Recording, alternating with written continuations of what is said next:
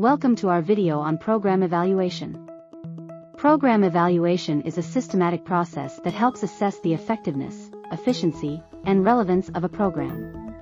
There are different types of program evaluation, including formative, summative, process, outcome, impact, and cost-effectiveness evaluations. Let's take a closer look at each type.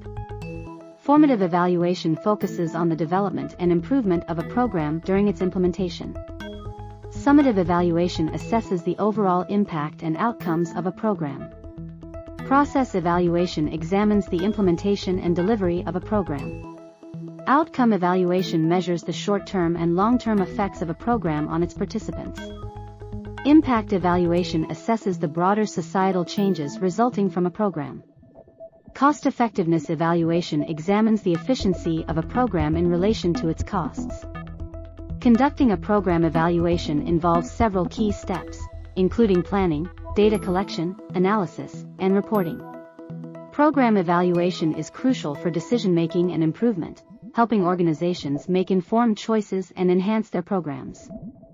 Dr. Philip Adu, a methodology expert at the Center for Research Methods Consulting, has curated this video.